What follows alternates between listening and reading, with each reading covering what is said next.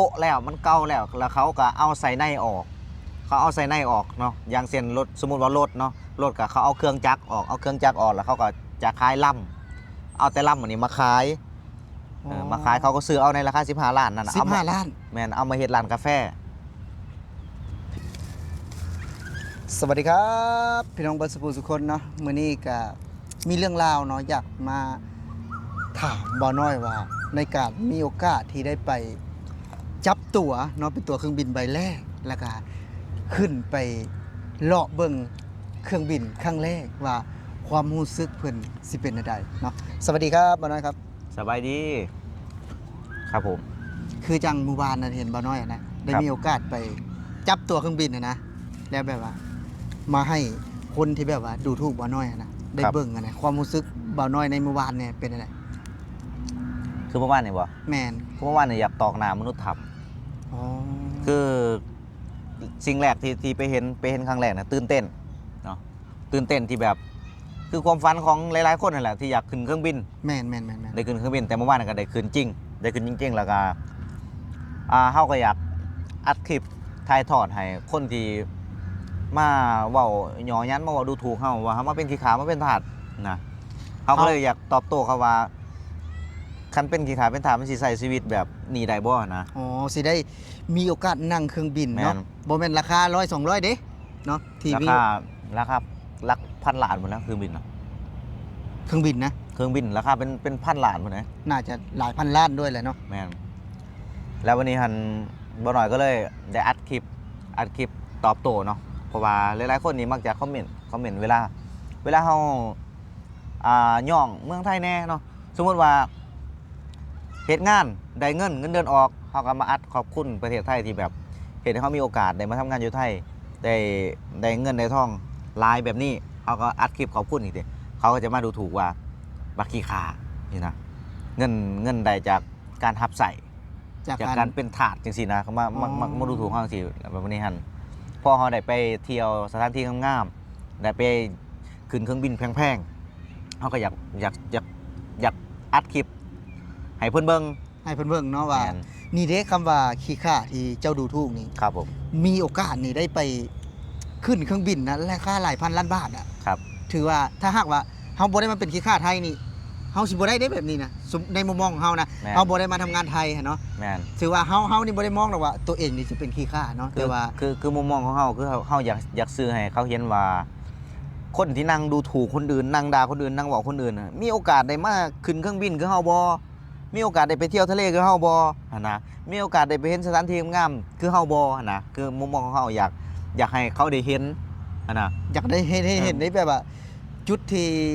เมื่อก่อนเฮาอาจจะเป็นการแค่ว่าฝันไปเนาะคือเขาอยากให้เห็นหลายๆมุมแหละคือถ้าเขาเห็นมุมของเฮาเฮ็ดงานมุมของเฮาได้รับเงินเดือนเขาก็สิด่าเฮาว่าเป็นขี้ขาบัดนี้เฮาสิให้เขาเบิ่งมุมที่เฮาไปเที่ยวใช้ชีวิตแบบว่าขึ้นเครื่องบินแพงๆนะอย่าคู่คือกันว่าเขาสิคอมเมนต์มาแบบใดเองนะ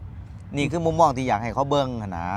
ผู้ที่คอมเมนต์น่ะอาจจะบ่ได้มาขึ้นคือเฮาด้วยซ้ำไปมันบ่มีปัญญามาดอกมันเพียงแค่มาแซะซื่อๆบ่คือคนเรานี่เนาะส่วนมากนะส่วนมากจะเป็นคนที่แบบได้เงินหน่อยกว่าเฮาอ๋อเฮ็ดงานอยู่บ้านเฮาแล้วก็ได้เงินหน่อยแล้วเขาก็บ่พอใจที่เฮาได้ดีกว่าเกินว่าคนอิจฉาอ๋อแม่นถ้าหากว่าเป็นคนที่แบบว่าใจกว้างในบ่อิจฉาคนเขาจะบ่มาเม้นทำแบบนี้เนาะเฮ้ยเขาก็จะชื่นชมเขาชื่นชมว่าเฮานี่อุ้ยเก่งนะเอาชีวิตไปหาเงินอยู่ประเทศอื่นจนได้เงินส่งครอบส่งครัวเขาก็จะมองว่าเฮาเก่งแต่ว่าถ้าพวกอิจฉานี่เนาะพวกทำนี่เนาะพวกอยู่ในหู้ในทำนี่เขาจะอิจฉาเขาก็จะมาคอมเมนต์ต่อว่าเฮาแบบนี้แหละอันนั้นเฮาก็เลยอยากให้เพิ่นได้เห็นนะว่าในการที่คนที่ถึกมองว่าขี้ข้าผู้หนึ่งนี่เนาะได้มีโอกาสได้ไปสัมผัสจริงๆแล้วปกติก็บ่น้อยก็ได้เห็นแต่ในทีวีมันบ่เครื่องบินนี่ถามว่าได้เห็นตัวจริงบ่ได้เห็นอยู่สนามบินดอนเมืองบ่น้อยค่อนข้างที่จะไปถ่ายหลายเทื่ออยู่แต่ว่าเฮาบ่ได้สัมผัสเขาได้เห็นมุมไกลระยะประมาณ1กิโลหรือว่า500 เมตรจริงๆนะเฮาบ่ได้ไปสัมผัสตัวเป็นๆเนาะอ๋อบ่ได้ยังบ่ได้ไปสัมผัสแบบนี้เนาะยังบ่เคยสัมผัสแบบนี้เนาะขนาดเฮาเห็นเนี่ยเฮาก็คิดว่าล่ำน้อยๆซ้ำกกอีหยังนี่นะแต่ไปสัมผัสจริงๆแล้วโอ้โหเครื่องบินบ่ได้ล่ำน้อยเขา ล้อมันใหญ่บ่ล้อมันน่ะ คือเฮาบ่ต้องเว้าถึงล้อเนาะคือเครื่องบินนี่เพิ่นผลิตมาเพิ่นบ่ได้เน้นล้อ อ๋อ ล้อนี่เพิ่นแค่ใส่ในการวิ่งอยู่รันเวย์แค่ อ๋อ แค่บ่กี่นาทีล้อนี่เพิ่นใส่ในการวิ่งอยู่รันเวย์แค่บ่กี่นาทีเองเพราะฉะนั้นเพิ่นจะบ่ผลิตให้ล้อใหญ่เพราะว่าเครื่องบินนี่เพิ่นจะเซฟตี้เรื่องน้ำหนัก อ๋อ บ่ว่าจะเป็นโครงสร้างเนาะเพิ่นจะใส่อลูมิเนียมอีหยังของเพิ่นนี่แหละเพิ่นจะบ่ใส่เหล็กเด้เพิ่นจะบ่ใส่เหล็กบ่ใส่สแตนเลสเด้เพราะว่าบินนี่เพิ่นลอยบินอยู่เทิงอากาศ เพิ่นจะใส่ทุกอย่างน่ะให้มันเบาที่สุด แม้กระทั่งพื้นของเครื่องบินน่ะก็ใส่ของที่มันเบาที่สุดในการทำในการสร้าง แล้วเป็นอะไรหลังจากที่บ่าวน้อยขึ้นไปแล้ว ออกตัวนะบ่าวน้อยตื่นเต้นบ่ในมื้อนั้นเมื่อวานนี่ อ่าถามว่าตื่นเต้นนี่ก็สุดที่จะตื่นเต้นแล้วเนาะแต่สิ่งที่ตื่นเต้นไปกว่านั้นก็คือที่บ่น้อยเห็นแบบแรกเลยนะซื้อเครื่องบินเก่าในราคา15ล้านมาเฮ็ดร้านกาแฟนะ อ๋ออยู่หมองหันเลยบ่ แม่น อ๋ออยู่สนามบินบ่เลยว่าใช่ มันบ่แม่นอยู่สนามบินอันนั้นมันสถานที่ท่องเที่ยวสถานที่ท่องเที่ยวอยู่ภูเขา อ๋อ บ่แม่นอยู่สนามบินเด้เครื่องบินที่จอดที่บ่น้อยขึ้นเมื่อวานน่ะอยู่ในภูเขาอยู่หลืบของภูเขาเนาะไต่ของภูเขาหั่นน่ะเขาเฮ็ดเป็นแหล่งท่องเที่ยว เวลาคนที่ไปเที่ยวจังหวัดชลบุรีศรีราชานี่จะมองเห็นแต่ไกลเลย คือแบบไผผ่านจุดๆนั้นมันจะมองเห็นเครื่องบินเลย จะมองเห็นเลย เพราะว่ามันอยู่เทิงเด้อยู่เทิงถ้าเฮาแบบจะขึ้นไปเฮาก็ต้องขี่รถขึ้นไปนั่นนะ คือบ่าวน้อยไปเมื่อวานเนี่ยไปแต่ไสไปไสนั่งรถส่วนตัวไปบ่หรือว่าไป นั่งรถส่วนตัวของ FC พาไป อ๋อคือเมื่อวานเนี่ยนะไปนั่งเครื่องบินจริงบ่คือว่าเครื่องบินจำลอง เครื่องบินจริงเครื่องบินลีนี่แหละเครื่องบินราคาหลายพันล้านนี่แหละแต่ว่าเมื่อวานเนี่ยเป็นเครื่องบินที่บ่น้อยได้นั่งน่ะเป็นเครื่องบินที่เขาปลดแล้วว่างก็คือเขาบ่ได้ใส่งาน เครื่องบินที่เขาโละแล้วมันเก่าแล้วเขาก็เอาใส่ในออกเนาะอย่างเช่นรถสมมุติว่ารถเนาะรถก็เขาเอาเครื่องจักรออกแล้วเขาก็จะขายล่ำเอาแต่ล่ำอันนี้มาขายมาขายเขาก็ซื้อเอาในราคา15ล้านนั่นน่ะเอามา 15ล้าน แม่นเอามาเฮ็ดร้านกาแฟ พี่น้องเนาะถือว่าบ่าวน้อยนี่ตื่นเต้นตัวนี้มากกว่าเนาะติดตัวที่ว่าแบบว่า สิบ่ให้ตื่นเต้นจังได๋เครื่องบินราคา15ล้านซื้อมาเฮ็ดร้านกาแฟบัดนี้หันกาแฟนั่นขายได้บ่มื้อละหมื่นมื้อละหมื่นนี่สมมุติว่าขายได้มื้อละ20,000นี่จักปีจักยามมันสิได้คืน15ล้านนั่นล่ะนี่ที่บ่น้อยตกใจนะ อ๋อ เป็นหยังเขาคือกล้าเฮ็ดเป็นหยังเขาคือกล้าแบบลงทุนเอาเงินไปซื้อเครื่องบิน15ล้านเพื่อมาเฮ็ดร้านกาแฟนะ อ๋อบ่อันนี้คือบ่าวน้อยนี่ตั้งคำถามและตั้งข้อสงสัยว่า เป็นหยังคนไทยเนาะเพิ่นคือซื้อเครื่องบินในราคา15ล้านนี่มาเปิดร้านกาแฟบ่แม่นคันเดียวนะบ่น้อยเนาะ 4ลำ 4ลำก็60ล้านเนาะ ประมาณ60ล้าน 60ล้านพี่น้อง 60ล้านแล้วบัดนี้หันในการแบบบรรทุกมาได้บัดนี้ลำเลียงมาเด้แล้วสิมาตั้งมาเฮ็ดมาเฮ็ดพื้นเฮ็ดฐานเพื่อจะให้ตั้งให้เครื่องบินมันอยู่การในการลงทุนมันแม่นน้อยอีกสถานที่หมองนั้นน่ะ ในสถานที่หมองนั้น เออ เนาะ สถานที่หมองนั้นแล้วก็สิมารีโนเวทให้มันเป็นร้านกาแฟอีกทางในก็บ่แม่นน้อยอีกนะมันมากกว่า60ล้านได้บัดนี้ นี่บ่น้อยจากซื้อว่านี่บ่งบอกถึงความรวยบ่หรือว่าจังไดบ่เนาะ แมนความรวยหนึ่งน่ะความรวยของเขาสองนี่ก็คือความหัก อ๋อ ความหักศาสตร์หักสิ่งของเขาอะนะคือ หักสิ่งของที่เป็นไทย แมนคือบ่ทิมให้บ่ทิมให้มันเก่าทิมซื่อๆนะสามารถเอามารีโนเวทให้มันเป็นร้านกาแฟได้นะ อ๋อคือเมื่อวานนี่ไปฮอดชลบุรีผมเมื่อวานนี่ ไปหอระยอง ระยอง แมน อ๋อแต่ไประยองก่อนบ่คือชลบุรีก่อน คือบอยอดต้อง แสดงว่าบอยอดนี่เคยอยู่ระยองมาก่อนนะคือบ่เข้าใจเนาะการที่จะไประยองเนี่ยเขาต้องผ่านชลบุรีไปเด้เพราะฉะนั้นเขาก็ต้องไปชลบุรีก่อนไประยองคันเขาสิไประยองก่อนชลบุรีจักสิว่าจังใดหั่นนะเนาะ อันนี้บ่น้อยก็งงกับคำถามนี่นะ ว่าบ่ยอดอยู่ระยองอะแต่บ่ยอดบ่ได้เคยไปเด้บ่เคยได้ไปว่าหมองนี่อยู่ไสนะเพราะว่าเฮาอยู่ในจุดๆนั้น การที่สิออกจากกรุงเทพไประยองเขาต้องผ่านชลบุรี อ๋อ เขาจังหวัดระยองอะนะ อ่า คันไประยองก่อนชลบุรีนี่แปลกอันนี้นี่แปลกมากเลย อันนี้สิมีคนคอมเมนต์ว่าจะได้คือ เออ คือไปอยู่อำเภอเนี่ยอำเภอศรีราชาเนาะ อันนี้บ่น้อยบ่ฮู้รายละเอียดชัดเจนเนาะแต่ว่าเมื่อวานน่ะมันไปหลายหม่อง มันไปหลายหม่องเฮาก็บ่ฮู้ละเอียดชัดเจนไปหลายหม่องหันนะ ไอ้ เราบ่ฮู้ว่าอำเภอหยังแต่ว่าพี่ที่เพิ่นพาไปเพิ่นบอกว่าอยู่ชลบุรี อ๋ออยู่ชลบุรีเนาะ แม่น เพราะว่าคณะศรีราชานะเคยไปอยู่เนาะบ่สมัยเคยไปมันบ่ศรีราชานะ มันใกล้กันกับภูเขาหยังในภูเขาที่ว่าเพิ่นเอาไปวาดรูปพระอยู่ในหินน่ะติดกันเลยกับเครื่องบินแม่นติดกันเลยกับเครื่องบินน่ะนั่นแหละ ตำบลบางพระอ๋อคือแบบว่าไปแล้วทีแรกนะคิดว่าสิได้ไปขึ้นไปนั่งแล้วก็ออกตัวไปรีบ่หรือว่าอะไรทีแรก ตอนแรกนั้น FC เพิ่นบ่ได้บอกวันนี้หันพอไปฮอดนะไปฮอดน่ะบ่น้อยนั้นแนมเห็นเครื่องบินบ่น้อยแนมเครื่องบินเอ้าสนามบินคือมีอยู่ภูเขาอะนะแล้วว่านี่แหละสิพาขึ้นไปนั่งแล้วว่าสิขึ้นไปนั่งก็ตกใจแล้วเนาะตกใจสิได้ขี่เครื่องบินนะพอไปฮอดปุ๊บเราก็ซื้อตั๋วเรายืนตั๋วให้นะให้เขาก็เอาถือตั๋วแล้วก็ขึ้นเครื่องบินคิดว่าสิได้ออกกันแล้วแต่ขึ้นไปปุ๊บเห็นร้านกาแฟนะเขาก็งงอะนะ อ๋อ ก็งงก็เลยถามตาม FC ว่าเอ้าเครื่องบินนี่มันบ่แม่นราคาถูกๆเด้เราก็บอกว่าเครื่องบินนี่ราคา15 ล้าน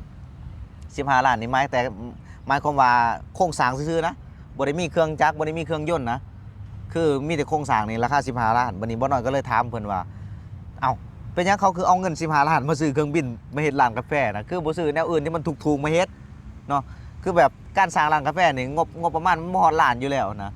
มันบ่ฮอดล้านดอก ถ้าหากว่าสิสร้างจริงๆนะ ถามว่าสิสร้างร้านกาแฟนะเป็นหยังเพิ่นคือเอาเครื่องบินไปซื้อเครื่องบินในราคา15 ล้านมาเฮ็ดแล้วบอกว่าคนมันรวยอ่ะมันบ่มีหยังเฮ็ดน่ะ อ๋อ รวยมันมีหยังเฮ็ดน่ะ คือเพิ่นมีธุรกิจอื่นอยู่แล้วเนาะ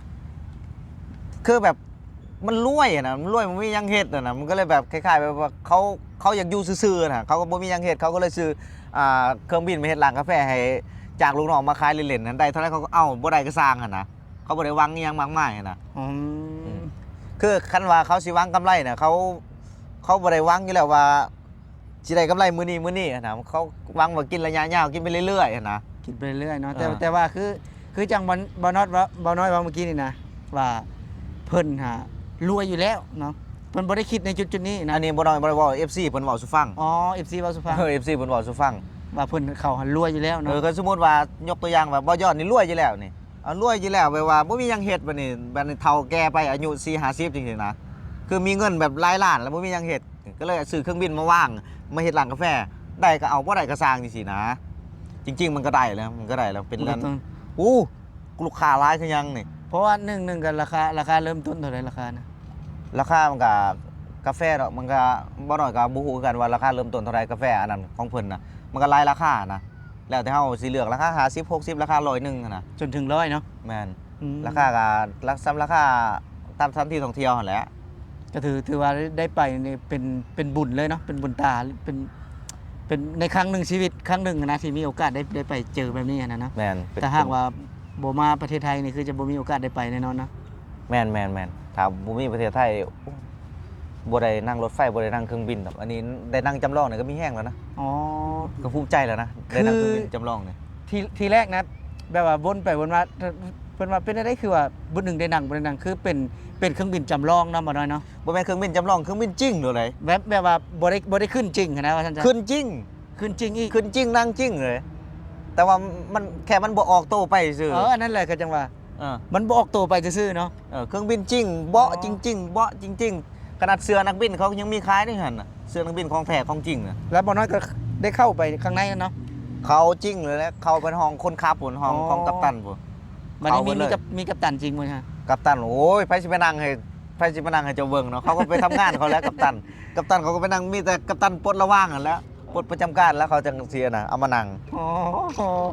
ฟ้าพี่น้องเนาะจนแบบว่าหนุ่มลาวตกใจว่า15ล้านน่ะซื้อมาขายกาแฟ ซื้อมาทำร้านที่แบบว่าเฮ็ด ซื้อมาเฮ็ดร้านกาแฟ เออ ถ้าว่าอยู่บ้านบ่น้อยนะซื้อมาวันนี้เจ๊ง เจ๊งเนาะ 30-40 ปีจักสิได้ทุนขึ้นจักบ่15 ล้านเออ มันบ้านเฮาบ่มีไผมีเงินปานนั้นดอกบ่จัด ไผสิไปหั่นนะ ฮะ ไผสิไปถนนหนทางไปนี่30ล้านกาแฟแล้วมันก็ตายห่าแล้วรถเขาตายรถก็เพ่เบิดแล้ว โอ้ เออ พัดอยู่ภูเขาบ่ได้อยู่ในเมืองอีกเนาะ ซื้อเครื่องบิน15 ล้านมาเฮ็ดร้านกาแฟ อยู่บนภูเขา ถ้าว่าอยู่บ้านบ่น้อยนี่เจ๊ง เจ๊งเดือนแรกเนาะ เจ๊งแต่เดือนแรกนะ ถนนหนทางเขาสินักท่องเที่ยวสิไปเนี่ยมันยังยากแล้วนะสิไปนะโอ้แต่เงึดว่าคนไทยเขาแบบมีความแบบกล้าหาญแบบมีความทุ่มเทเนาะกล้าลงทุนซื้อเครื่องบินไปเฮ็ดร้านกาแฟเนาะเงึดอีหลีตัวนี้เนี่ยเงึดแห้งเลย ถือว่าถือว่าบ่น้อยได้ไปนี่ก็ไปครั้งแรกในชีวิตเลยที่ได้ไปสัมผัสนี่นะ สัมผัสเครื่องบินเนี่ยบ่ แม่นไปขึ้นไปนั่งไปนี่นะ อย่าว่าแต่ไปครั้งแรกในชีวิตในการสัมผัสเครื่องบินครั้งแรกในชีวิตที่บ่น้อยไปเหยียบชลบุรี ต้องบอกนี่เลย ครั้งแรกในชีวิตเลยบ่น้อยคิดว่ากรุงเทพนี่รวยสุดแล้ว ในประเทศไทยนี่กรุงเทพนี่เขารวยสุดแล้วในประเทศไทย แต่บ่น้อยบ่ฮู้ว่าแหล่งที่มาเงินเขามาได้จังไดเพื่อมาสร้างตึกสร้างอาคารนี่บ่น้อยบ่ฮู้อยากฮู้บ่เขาได้มาจากไส ได้มาใช่ไหม โอ้ย เจ้าอยู่ระยองมาบ่แม่นบ่ แม่นก็อยู่ระยองมา อ้าวบ่ฮู้แต่ว่าเงินเขามาจากไสมาสร้างถนนหนทางมาสร้างตึกสร้างอาคารนี่บ่ฮู้แต่ว่าเงินเขามาจากไส เอาก็เฮาก็เห็นเพิ่นทำธุรกิจนั่นแหละแต่ บ่น้อยถามเนี่ยคือบ่ยอดนี่อยู่กับเจ้าของธุรกิจมาแล้วแม่นบ่ แม่นนะ อันดับหนึ่งของการส่งออกของประเทศไทยนี่คืออหย่างสินค้า ผลไม้บ่ อหย่างขายดีที่สุดอันดับหนึ่งนี่สินค้าไทยนี่ที่หลายๆประเทศต้องง้อไทยซุมื้อนี่พยายามอยากแบนไทยแต่แบนบ่ได้นี่คืออหย่าง มันหยังเนาะบาดนี้ เอาอยู่กับเฒ่าแก่ไทยอยู่กับนักธุรกิจ แล้วก็อยู่จังหวัดที่เขาส่งออกส่งที่เขาผลิตเป็นหยังคือสิบ่ฮู้ อ่ะว่าของกินแล้วเนาะมักไม้ บางไม้นี่บ่กินมันก็ยังอยู่ได้เด้ อ่า บางไม้นี่บ่กินมันยังอยู่ได้เด้ มันบ่แม่นบางไม้เด้ที่อันดับหนึ่งน่ะ มาปลากระป๋อง บ่แม่นมาปลากระป๋องก็บ่แม่น มันหยังอีกเนาะบาดนี้ แม่นหยัง อืม จะฮู้บ่ที่เขาเอาเงินมาสร้างตึกสร้างคอนโดสร้างถนนหนทางนี่ มันหยังอีกเนาะ เขาได้มาจากไสฮู้บ่ มาจากไสบาด บ่น้อยนี่ไปออกต่างจังหวัดเมื่อวานนี่จังฮู้อยากฮู้บ่ อยากฮู้แล้วเนาะ ของที่ขายดีที่สุด ในเมืองไทยนี่ก็คือน้ำมัน อ๋อน้ำมัน บ่น้อยไปเห็นบ่อน้ำมันเมื่อวานนี่ อ้าวอยู่ไทยมีบ่อน้ำมันบ่ โยทะเลอันดามัน มูลค่าจะว่าเท่าไหร่อันดับหนึ่งของสินค้าที่ส่งออกของเมืองของประเทศไทยก็คือน้ำมันเมื่อวานนี่ไปเห็นแหล่งโรงงานเขาเรียกว่าบริษัทที่เขากันน้ำมันนะคือเป็นถอดมีโรงกันโรงอันนั้นกว่าจะออกมาเป็นน้ำมันนี่3-4 ถอดพุ่นนะ อืม เมื่อวานนี่เขาสูบมาแต่ทะเลพุ่นเขาสูบมาใส่ทะเลนี่ใส่เหือมั้ใส่เหือแล้วก็มาหอดลงกัน คือลงกันนี่เขาบริเฮ็ดบ่หน่อยเข้าใจนะเป็นยังบ่ยอดถึงบ่ฮู้เป็นยังบ่ยอดถึงบ่เห็นลงกันน้ำมันนี่มันบ่ได้อยู่ในบ่ได้อยู่ในพื้นที่แบบชุมชนเด้เขาจะถมทะเลออกไปเพื่อสร้างบริษัทลงน้ำมันนี่บ่ให้มันบ่ให้มันส่งผลกระทบต่อชาวบ้าน อ๋อ เขาถมทะเลออกไปเพราะว่าโอ้โหจัวจักรลอยไหลเขาดูดทรายในทะเลเนี่ยมาถมแยกออกไปจากอันนั้นจากแผ่นดินธรรมดานี่เขาถมเข้าไปในทะเลเลย เพื่อไปสร้างโรงงานไปสร้างบริษัทน้ำมันอยู่ในนั้น โอ้บ่น้อยได้ไปฮอดลงไอ้บนไอ้หยังก็ของ โรงกัน โรงกลั่นน้ำมันผม น้ำมันแน่แก๊สแน่ อยู่ในหั่นนะ แมนแล้วก็เขาสามารถเอาแบบสิ่งต่างๆนี่เหลือจากเขาเฮ็ดน้ำมันเหลือจากเขาเฮ็ดแก๊สเหลือหยังนี่เขาเอาไปเฮ็ดแอร์ ไปได้ บ่ฮู้ว่าเขาเฮ็ดได้จังไดแล้วก็มันจะมีอีกมองเขาไปตากแอร์โอ้โหเย็นช่ำเลยเขาเรียกว่าแอร์ธรรมชาตินะบ่ได้มาจากพลังงานไฟฟ้าปกติเขาเปิดแอร์เนี่ยเขาต้องเสียบปลั๊กไฟฟ้าแม่นบ่ แม่น แต่นี่บ่ได้เสียบเลย ๆเอาแล้ว จักเขาเฮ็ดได้จังได แฮงบ่น้อยแฮงเว้าแฮงงงเนาะ บ่น้อยก็ยังงงว่าจักเขาเฮ็ดอะไรคือแบบมี FC น่ะเพิ่นฮู้รายละเอียดข้อมูลเพิ่นบอกว่าแอร์ที่ใส่อยู่จุดๆนี่คือแอร์ที่ของทุกอย่างอ่ะที่เขาเฮ็ดน้ำมันเฮ็ดโน่นนี่นั่นอ่ะเขาเรือเขาเอามาทำแอร์ อ๋อ เป็นบ่น้อยก็บ่เข้าใจว่าคือหยังอะนะ แต่ว่าไปก็ยังงงอยู่บางอย่างก็ยังงงอยู่เนาะบ่น้อยนะ งงที่บ่น้อยแบบว่าก็ยังแบบว่ายังบ่ฮู้อะนะบางเทื่อเขาก็บ่ฮู้รายละเอียดที่แบบว่าไปในมื้อนี้เนาะ แม่น ที่คือว่าไปวาดนี่ก็ถือว่ามีทั้งได้เห็นเครื่องบินเนาะได้เห็นบ่อน้ำมันแม่นบ่ บ่ถึงขันบ่อลงกัน ลงกลั่นน้ำมัน ขันบ่อต้องไปวงอยู่ทะเล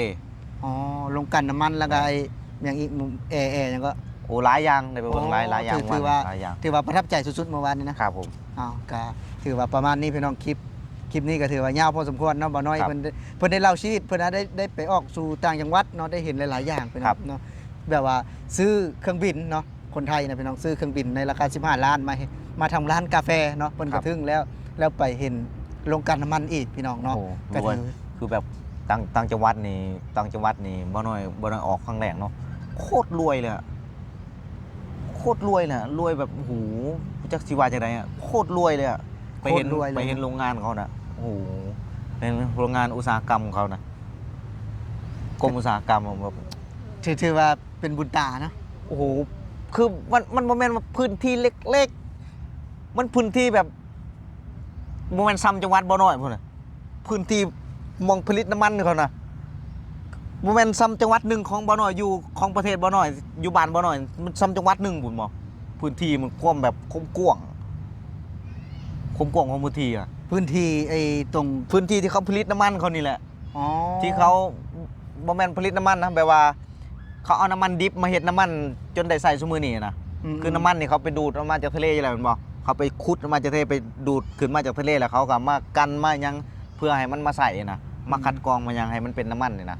ตอนแรกเขาเอิ้นว่าน้ำมันดิบแมันบอกแล้วเขาก็มาอันนี้ให้มันเป็นน้ำมันที่ว่าใส่ได้ซุมื้อนี้นะ อื มายังพื้นที่แบบโอ้โหนั่งรถเป็นชั่วโมง อันไปนะ ฮะนั่งรถเป็นชั่วโมงวนในพื้นที่นะบ่เบิดนะ อ๋อบ่แม่นไปจากกรุงเทพคืออยู่ใน คือ พื้น วน ที่นั่นเลย วนในหันแหละวนถ่ายคลิปอยู่หันน่ะบ่เบิดน่ะนั่งรถเป็นชั่วโมงน่ะ อ๋อ คิดเอาคมกว้างอ่ะคมกว้างของพื้นที่ที่ว่าเขาผลิตน้ำมันน่ะ ผัดคนลาวไปเห็นเนาะคือบ่น้อยเนาะคนบ้านนอก หันแล้ว ได้ นะ ไปเห็น ป เนาะ กติบ่น้อยเคยแต่ใส่น้ำมันปตทมันอยู่บ้านบ่น้อยเด้ อ่า เห็นบ่ปตทนี่อยู่เขมรอยู่พม่าอยู่ลาว จะมีหมดเนาะ อยู่ไทยปตทนี่ไปเห็นตัวจริงโอ้โห ศูนย์มันเลยเนาะแบบว่าจุดเริ่มต้นเลยว่าซั่น เอ ๆ อ เนาะ จุดเริ่มต้นเลยแบบโอ้โหอลังการสุดยอดเลย ก็ถือว่าคลิปนี้พี่น้องก็ประมาณนี้เนาะถือว่าบ่น้อยก็เล่ามายาวพอสมควรเพราะว่าเพิ่นได้เห็นหลายอย่างเนี่ยพี่น้องเนาะก็ถือว่าคลิปนี้ก็จะยาวในจักหน่อยเนาะ ครับผม ก็สำหรับผู้ใดที่เข้ามาเบิ่งก็ช่วยเป็นกำลังแห่งใจเนาะให้เบาน้อยแล้วก็เบายอดเนาะ ครับผม แล้วก็